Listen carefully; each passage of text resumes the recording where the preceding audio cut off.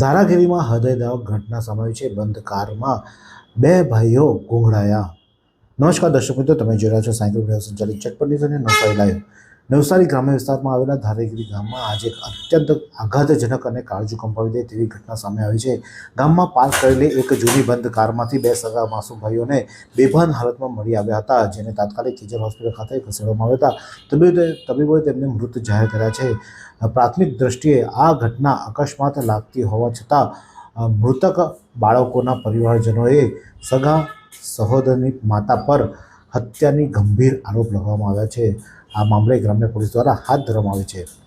ધારાગીરી ગામમાં રહેતી એક મહિલા ઘરમાં પોતાના રોજિંદા કામમાં વ્યસ્ત હતી। તે દરમિયાન તેના બે માસૂમ બાળકો ઘરની બહાર રમી રહ્યા હતા। ત્યારે રમતા રમતા આ બંને બાળકો ઘરની નજીક પાર્ક કરેલી એક જૂની અને લાંબા સમયથી બંધ હાલતમાં રહેલી કારની અંદર પ્રવેશી ગયા હતા।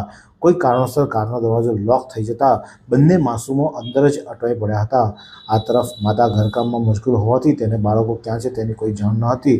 દરમિયાન ગામમાં રસ્તે પસાર થઈ રહેલી અન્ય એક સ્થાનિક મહિલાની નજર આ બંધ કારમાં પડી ગઈ હતી। તેમણે કારની અંદર જોતા જ બંને બાળકો અંદર બેભાન હાલતમાં પડેલા હતા। મહિલાએ તાત્કાલિક બૂમાબૂમ કરી આસપાસના સ્થાનિકોને ઘટનાની જાણ કરી હતી। કારમાંથી બેભાન અવસ્થામાં મળી આવેલા બંને બાળકોને ગ્રામજનોના સહયોગથી તાત્કાલિક નજીક આવેલી કેજલ હોસ્પિટલ ખાતે ખસેડવામાં આવ્યા હતા। જોકે હોસ્પિટલ પર ફરજ પરના તબીબોએ બંને બાળકોને તપાસીને મૃત જાહેર કર્યા હતા, જેમાં કૈરવ જોગી ઉંમર વર્ષ 4 અને અભિમન્યુ જોગી ઉંમર વર્ષ 3 તરીકે બંનેની ઓળખ થઈ છે। અને આ બંને માસૂમ ભાઈઓ એટલે દીકરાઓના મોતના સમાચાર વાયુવેગે પ્રસરતા જ હોસ્પિટલ પરિસરમાં અને ધારાગીરી ગામમાં ભારે આક્રંદ અને શોકનો માહોલ છવાઈ જવા પામ્યો હતો। આ ઘટના માત્ર અકસ્માત છે કે પછી કોઈ મોટું ષડયંત્ર, તેને લઈને પણ રહસ્ય ઘેરાયું છે। સૂત્રો પાસે મળતી માહિતી મુજબ મૃતક બાળકોની માતા તેના પતિથી છેલ્લા કેટલા સમયથી જુદી રહેતી હતી અને તેમની વચ્ચે કૌટુંબિક વિવાદ ચાલતો હોય। આ દુઃખદ ઘટનાની જાણ થતાં જ હોસ્પિટલ ખાતે દોડી આવેલા પિતા પક્ષના પરિવારજનોએ બાળકની માતા પર આક્રોશ ઠાલવ્યો હતો અને પરિવારનો સીધો આરોપ છે કે આ કોઈ સામાન્ય અકસ્માત નથી, પરંતુ આ માતાએ કોઈ અગમ્ય કારણસર બંને સંતાનની હત્યા કરી નાખી હોવાનો પણ આક્ષેપ લગાવવામાં આવી રહ્યો છે।